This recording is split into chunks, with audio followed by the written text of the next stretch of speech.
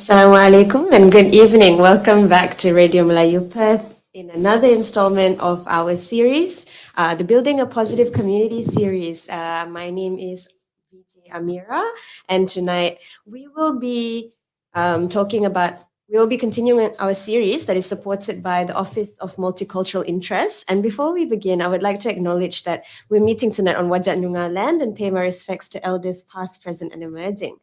Tonight, we have a very interesting topic that we'll be discussing with a very special guest and widely known in our community in Perth here tonight. The topic that we'll be talking about tonight is Australian immigration. Now, we know that immigration in Australia has made Australia more vibrant, cultural, and rich in many ways, but Australia has also benefited economically. Statistically, in 2019, an average of 28,000 international visitors arrived in Australia every day for leisure, study, or work. These visitors spent around 65 billion on Australian goods and services in the year, accounting for 13% of exports and 3% of GDP. Then we had COVID-19 come along, however, and we saw how devastating that was towards Australian businesses. Now we see that at the moment there is a shortage in skills labor within Australia as well, and it is difficult for um, Australia to actually fill those labor gaps. So tonight we're going to sort of tie the topic of Australian immigration with the shortage in labor skills as well.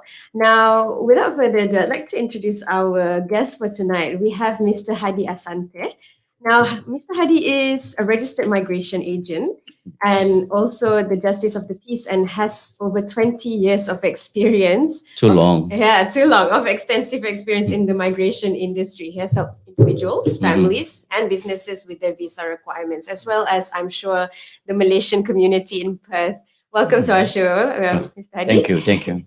Is there anything you'd like to add on that I might have missed out before we No, go I straight think into that questions? I think that is almost right. I mean, nobody can foresee the arrival of COVID-19. I mean, Yes. we all, the businesses, even the individuals, should understand during the COVID-19, all application is frozen. Yeah. So imagine that there is a frozen period of couple of 100,000 application that Yeah. is not moved. Okay, Yeah. and it bring forward now they start to open up the doors, so more application behind those frozen application. So they are playing catching up. So Yes. I could totally understand the immigration department is uh, putting up 100% of Yeah. effort to meet the requirement of our businesses, Our demands, yeah, yeah. all that. But I think as a human, there's no patience. Everybody is thin as tissue, so everybody want their application now. So I think it's unfair to, you lodge about, example, last year January, and you want it to be granted now, but there is another application, another 100 Yeah. behind that. Yeah. So And it's hard to see because you don't exactly have that access to the migration department and we can't really see that backlog. So we No. sort of have to understand the contextual Of course, yeah. references behind it. But yeah. So it's fair to say that the department, the new government, is basically encouraging, and it looks encouraging, and it looks positive, as I can see a lot of businesses is getting their temporary workers coming in, and we already started to see student coming in. So we are getting there, but it's a baby step. We only opened the border early this year, so Exactly. I think we will be back to normal probably early next year or middle next Yeah, year. hopefully. Yeah, thank you, Mahadi, for elaborating a bit more. We wanted to sort of delve into the skill shortages within Australia. I was wondering if maybe you might be able to elaborate a bit more particularly what skills and what industries are actually experiencing shortages now and how. Well, Yeah. well, there is an occupational list in the Department of Immigration website. It highlighted and listed out all the occupation that is currently in demand, okay, not so. Yeah. So it changes every year. Okay. Okay, example, a few years ago, accountant was not needed.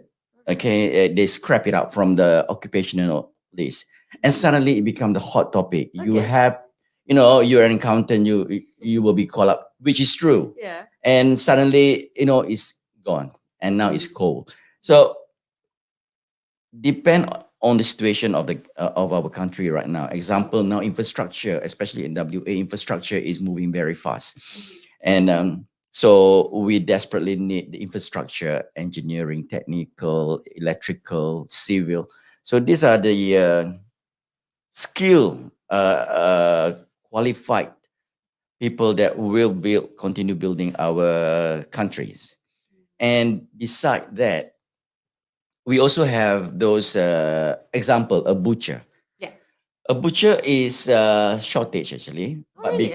because it's an end occupation where there is not much qualification is needed, Right. so it's not on the occupational list. Oh. So that is the hardest part. These are like example butchers, uh, tire fitters. So they are not on the list there, and there But then is also hospitality workers don't really need a lot of qualifications. no, no, certain does. I mean, like that, Okay. that is where the department have a labor All agreement. right. It's called a labor agreement where the company use this special agreement that they able to bring the end skill. So as for the hospitality, I mean, the chef is still the hot stuff. I mean, Right.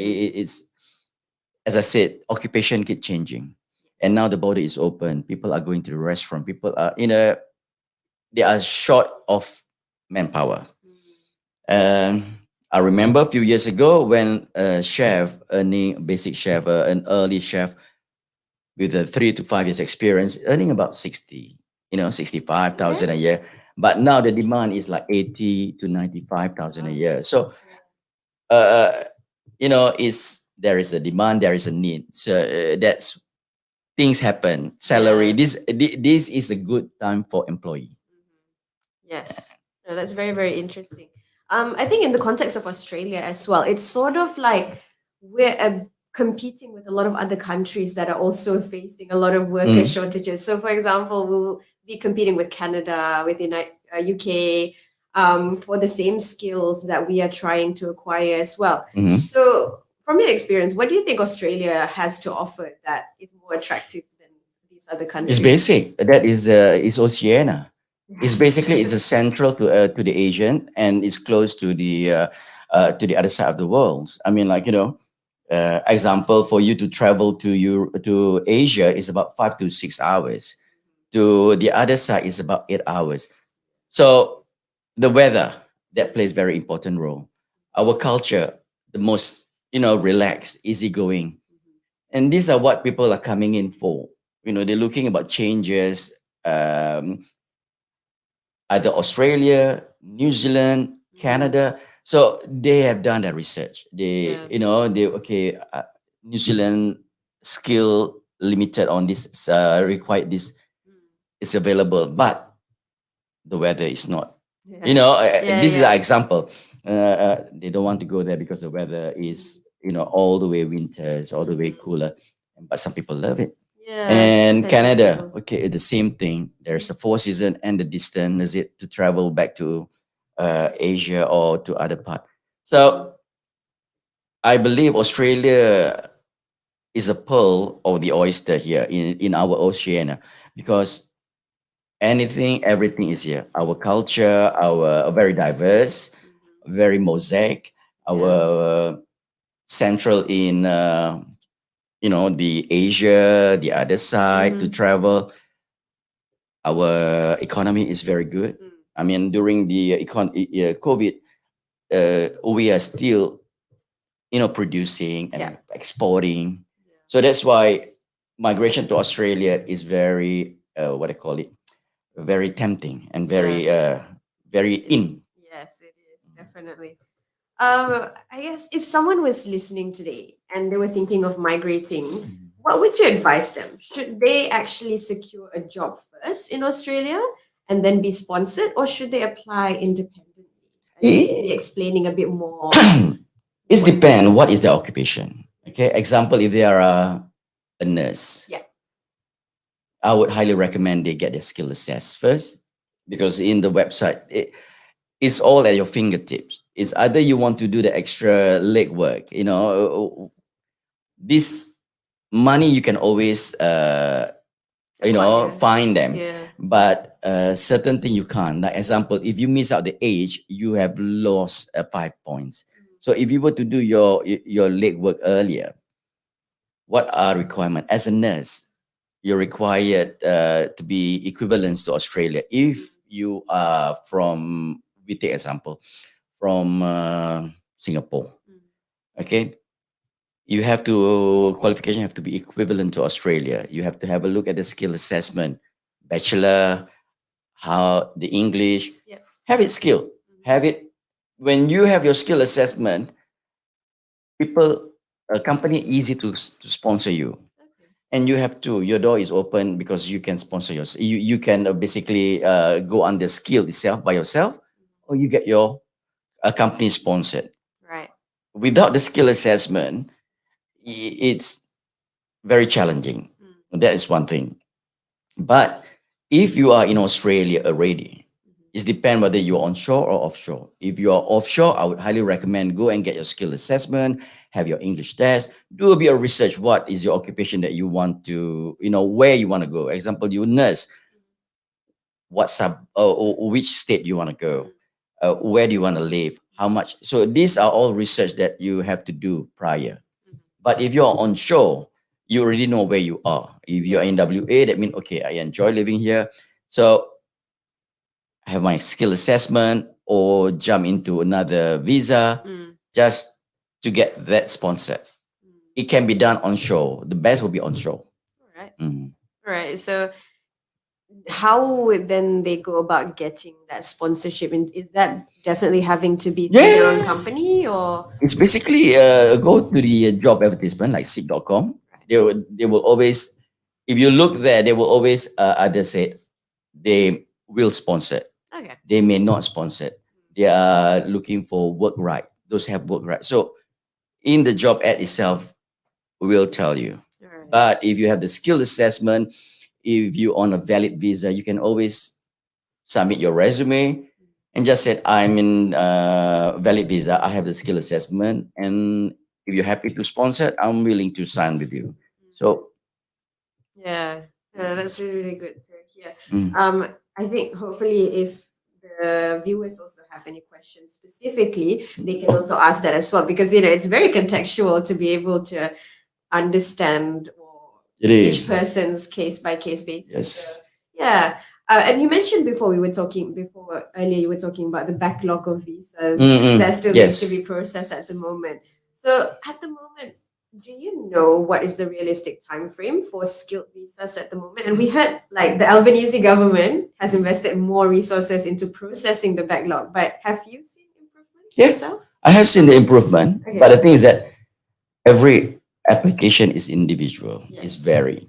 So some will have their, like, I'm lucky that I have a few clients that was granted within about 6 to 8 months, and I still have client that has not been granted for a year or nearly 2 years.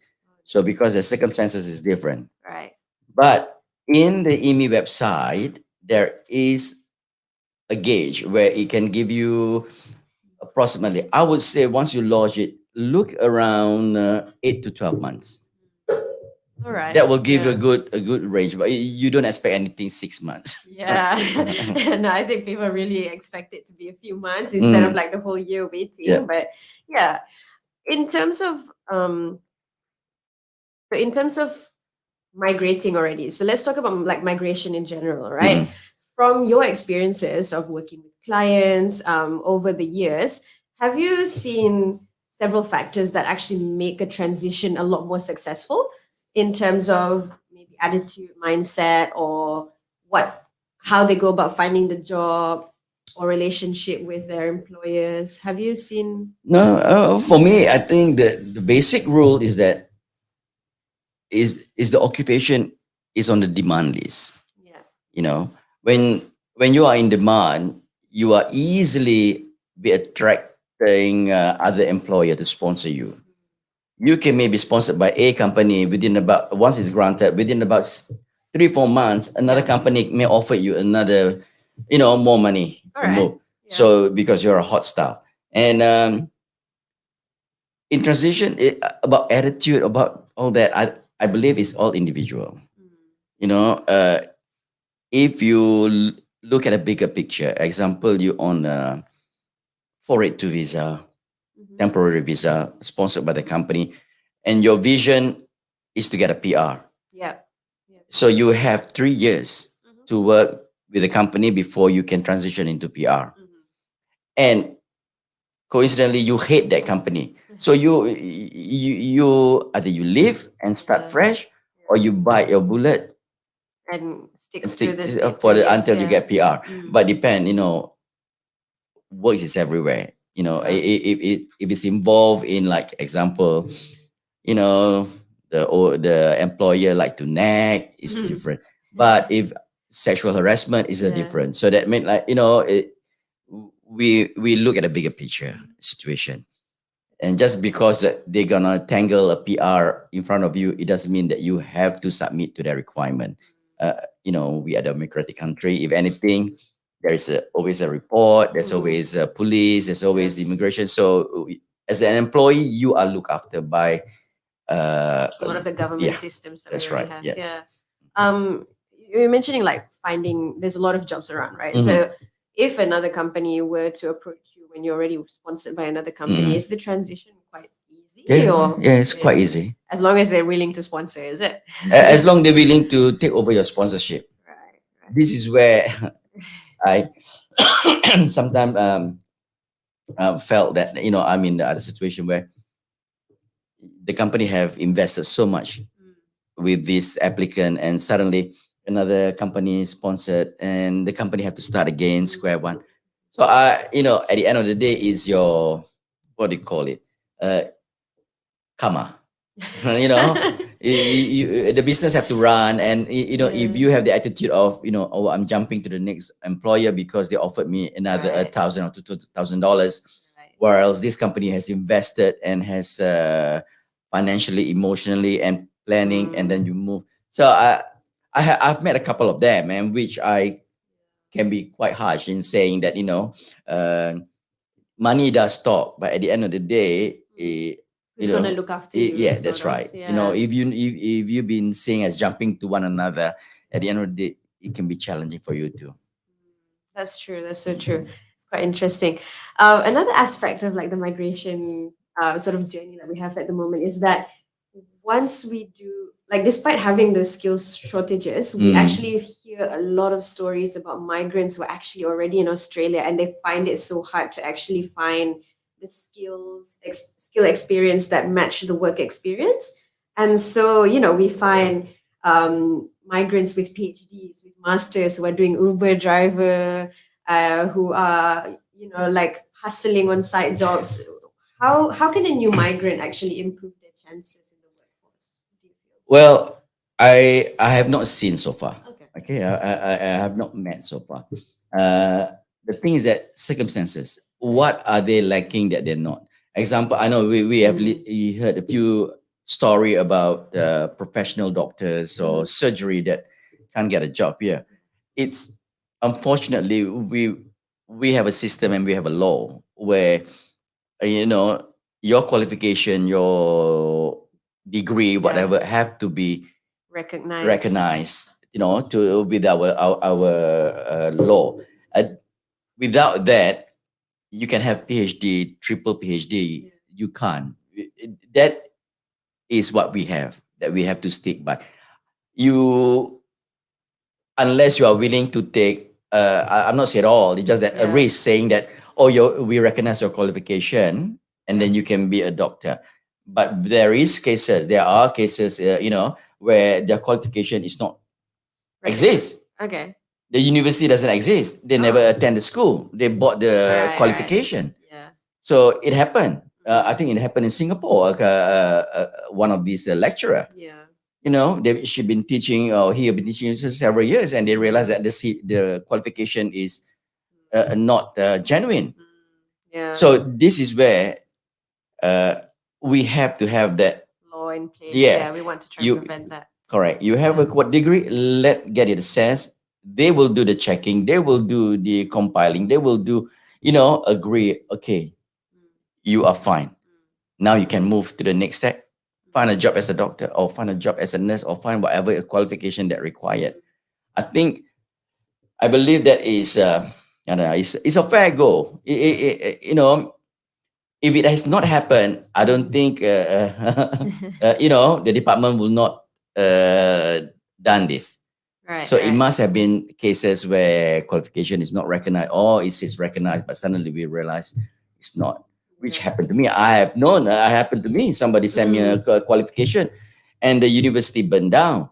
Oh, okay. And then I take their words, and the government go and check. There's no such thing, you know. Right. So I am not the bodies of checking the Yes, qualification. There yes. is a specialized people. So what about in the case where you do have like legitimate qualifications, but however it's just not recognized because the standards are of different countries? Do you then recommend actually redoing your No, there's qualifications? no such. I don't think there's a redo. I think you have to take several scores to align with Australian law. Example, if you're a lawyer in overseas, you need to take a couple of subject to align with Australian law. Right. If you're an accountant, you have to take a couple of courses that align with Australian taxation. So certain thing, you don't take the whole course. Maybe 2 or 3 subject that will match it up. Yeah. So I don't believe in somebody said, they have to take all over the course. No, there's only about several courses. It depends what occupation they are. But usually, in my experience, only 3 maximum. I think maximum is 3 to 4 subjects that they have to meet the Australian law. Yeah, you have to have savings for that as well. I think sometimes people just, they migrate and then they expect that they're going to be able to work straight away, and then- it's not Yeah. because if you're an accountant in Malaysia, you do not understand the accounting side Australia, the taxation, the superannuation, so all that. So you have to understand the country law. So with us also to go there, to go Malaysia or Singapore, we don't even think about it. I mean, like, who's how much tax. So you have to understand the law itself. How about when, a lot of the migrants, they come over to Australia, especially the ones who do not come with family, or they come first to sort of recce the Places, environment yeah, and see, is it good enough for their families? Do you think people think twice before they actually decide to migrate? As in, because of family, do you think they actually hesitate to Yeah. migrate? It is depend. I mean, like, I think the age does make a lot of difference.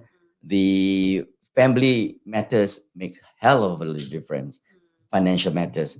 So what are the main reason you want to come to migrate? You must have the main reason. You want to find opportunity. Okay. Usually the majority is to find a better job, a better opportunity. So what do you have to give to us, to Australia? Okay. I have example. I have a front office qualification. Okay. I want to provide to work in the front office in a hotel.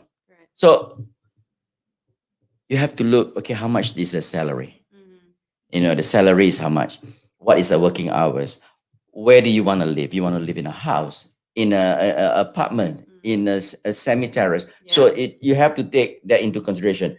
And then the suburb, where you want to live in suburb. So the suburb take another consideration. The expensive suburb, the non-expensive suburb. So you want to migrate to improve yourself. You yourself have to improve yourself by doing that legs on the research.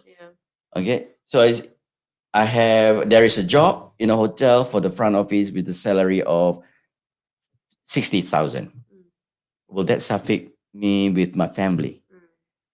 With my family, I have a family of four. I have that means the place, the rent, the thing. So either you move up the ladder, either you have your wife to work also. That means the child now move into a childcare. So there's a lot of things that you have to take into consideration. It's not just a let's pack and go. Unless you're example, a professional qualified doctor, your salary is above 200,000 a year. You can pick and choose where you are.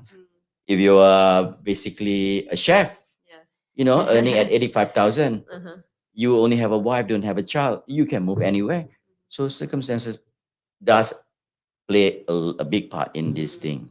Following on from that, then, from your experience with the clients that you've had and throughout your years of experience, what do you think surprises new migrants the most when they come to Australia? Is it like the cost of living or education system or maybe the road etiquette? We drive so slow here compared to Malaysia. I guess most of my client, they are on the what I call it, a white collar. A white collar. They are these office people, and they are mostly from, majority of my client is from Philippines, in Asia, a couple of nation, and UK mostly, and other part. So their mindset are all different. I've worked with all of them, and I like, I know Filipinos is a hardworking group of people. They are very hardworking. I really enjoy working with them, and this is my experience. Majority of them very honest, very hardworking, and very dedicated to their vision. They have a vision. They will come down to Australia. They work as a mechanical, and they will leave their family over there. They work so hard, within about 3 years, 4 years, they know they're gonna get a PR. Then they bring their family. So by that time, he's already established himself. He got a place. He got a school for the kids. For the 3 years, he do the recce. He been doing the recceing for the last 3 years before he get his PR. So these are the people that basically have a dedication towards the family to move forward. So that, what I said is that, don't take it literally. Some people can't live without their family. They have to come together. Like me, I can't even go a short holiday, but I have to bring the boys. But the thing is that the dedication is there. If you want to, what I call it, migration consists a lot of things. Financial, emotion. So it all comes down. Can you do this the next 3 years? So a long-term vision to be able to back them up. Correct.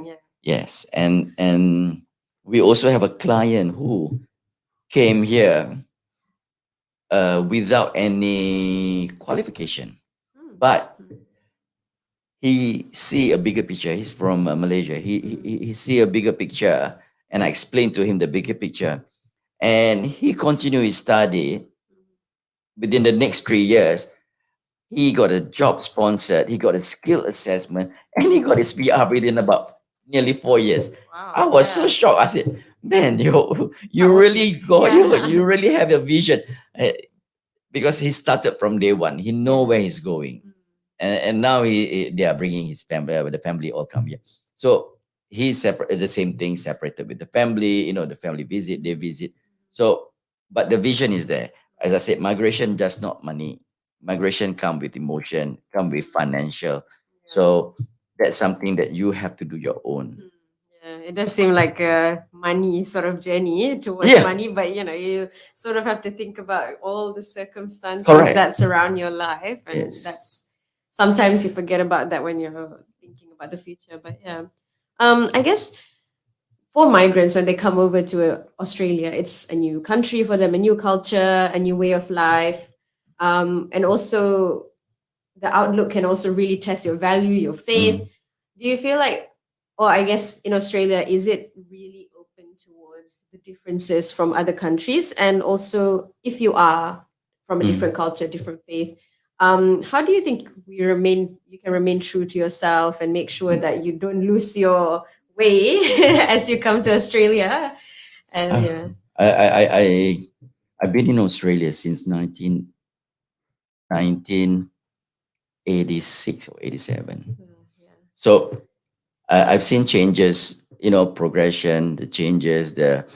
I also got been caught in racist. It mm, happened, but where and when, how you take it is different thing. During my time, you're talking about the 80s, yeah, where there's not much Asian here, in Australia. That not mm. many, and we are just starting. We are just There's pushing. still the white Australia Yeah. S- policy as well. So we face more. Mm, We face more, but we endure because we don't take it lightly. mm, Uh, and it opened up the door slowly. And now I think it is okay. mm.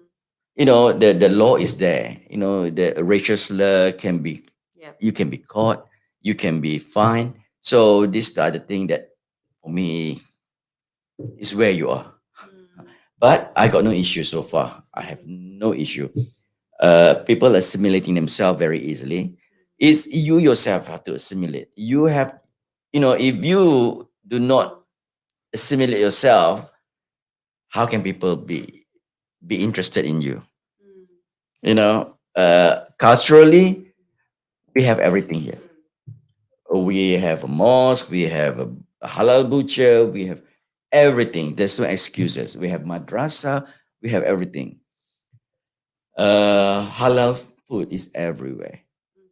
Mm. If you miss your family, it's a 5-hour flight Yeah. from here. So there's no excuses that you are saying that you're missing your culture, that you do not, you know, Mhm. know how to speak Malay after a year in Australia or three Yeah. years, Yeah. Mm. so that is my intake on people assimilating themselves. They Right. have to assimilate. They don't expect people to assimilate to them.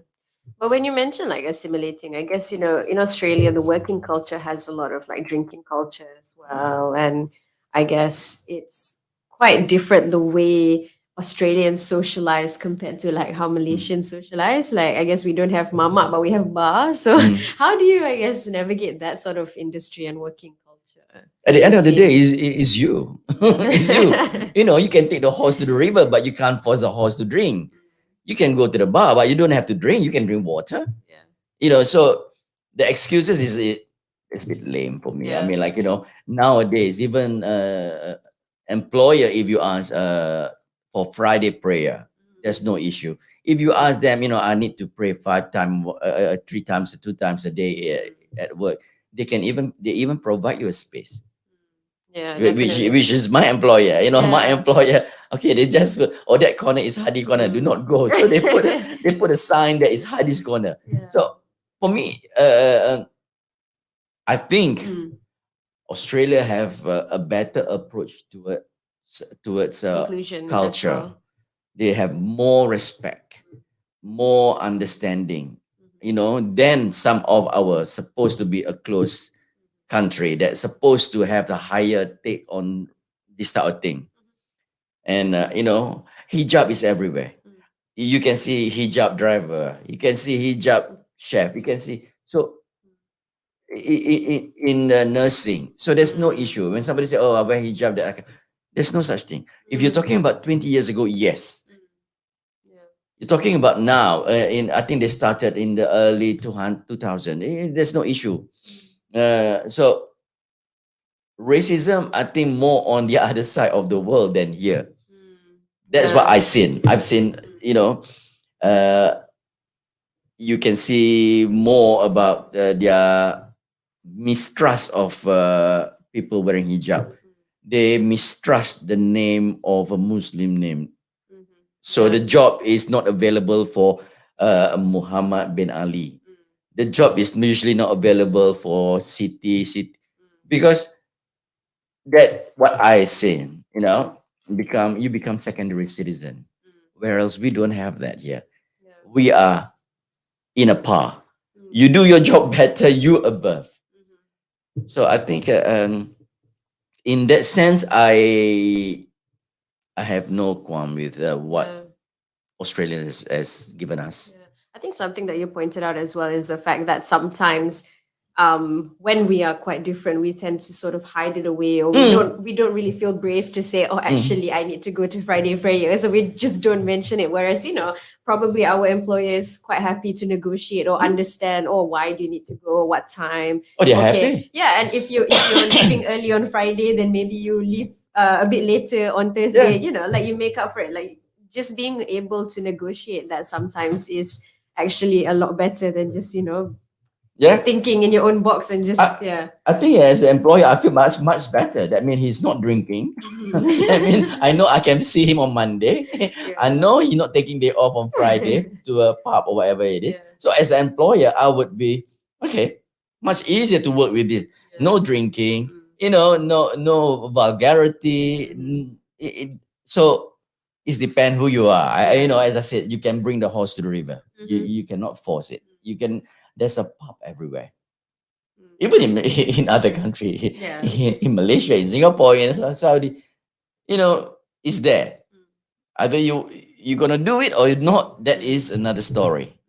Yeah, but definitely I agree with you in the sense that Australia does have a lot of more inclusion and diversity sentiments. Like the way that a lot of industries now are making sure that they are dividing their percentages in terms of their hiring, making sure that they are hiring different types of demographics as well to increase the diversity. That's something that I think Australia is doing very well. Oh, very well. Yeah, so it's really good to see. I guess to end it off, maybe we'll talk about the most, I guess, in trend, which is like overseas students. They Okay. love coming over to Australia to study because Australia is really highly recognized in the world rankings as well. And for a lot of overseas students, it is the first time they have lived away from home and probably the first taste of independence. They really have no one to latch onto here.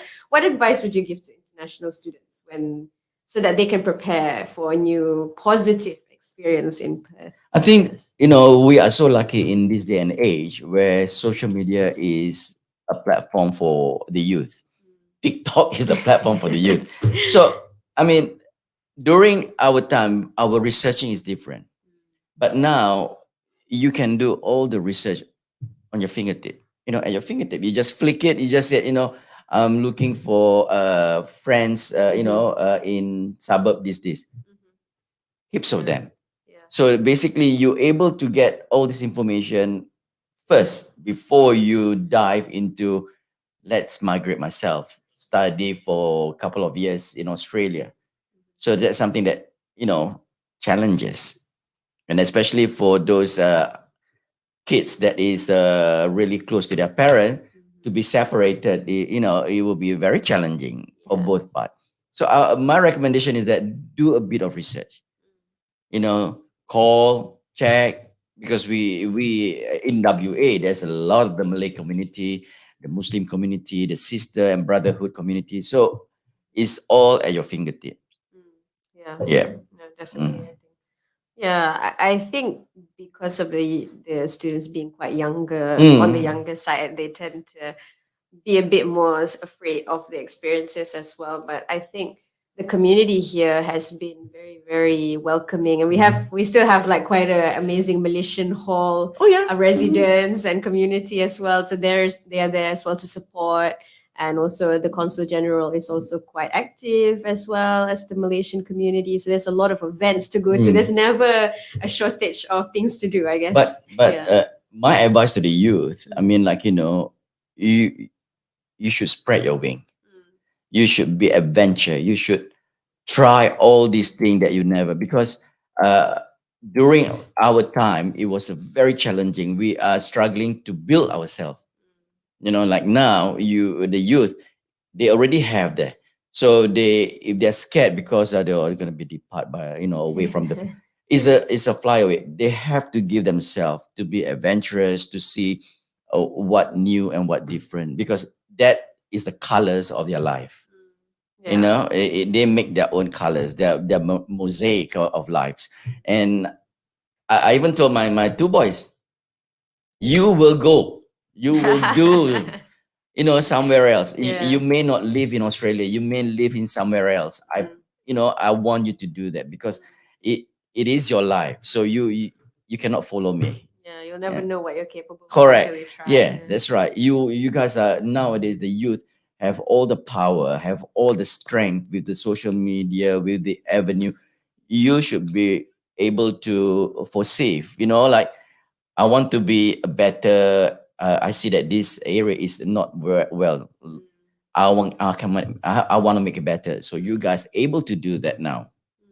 So that is my word of encouragement for the youth. Yeah, no, that's a really, really good ending point. I'll just double check. Do we have any questions from the Oh, do we viewers have? tonight? If not, then I would like to say, I really, really appreciate Uncle Hadi coming down. No Thank you for being our guest tonight. It was really, really interesting talking about the migration journey because it's something that Australia needs, and also Malaysians, and also not just Malaysians, but also other countries as well. Like they're trying to set themselves aside or above the rest of their competitors in their own countries. So coming to countries like Australia where there are shortages and diverse skill sets are really valued, it's something that's really, really important to both other countries, migrants, as well as Australia. So because if your skill is recognized in Australia, that means your skill is recognized everywhere. UK, US. So these are the things that if you want to have your skill assessment done here, it basically sets the you up world for is any your country. oyster. Yeah. Yeah. Yeah, no, Mm. exactly. Fantastic. Is there anything you'd like to say to end off before we close? No. All right. No, I appreciate it. No, thank you so much. Without further ado, then I'd just like to say thank you to our viewers tonight. Thank you to our guests. We apologize for starting a bit late, but Oh, really? It's my fault. no, It's my fault. we just had a few viewers asking, but we look forward to delivering more content towards building a positive community, as well as thanking our sponsor from Office of Multicultural Interest as well. And we look forward to seeing you in the next episode. Thank But you. I think we may have another migration in Malay. In Malay, in coming up soon. Yes, Basically, as well. that we are discussing to bring up where where the conversation will be 100% Malay, where my Malay will be off the windows. But look forward to it. Yes, definitely for our Malay viewers as well. So thank you so much for our viewers tonight. Assalamualaikum, and we'll see you in the next episode. Thank you. Good night.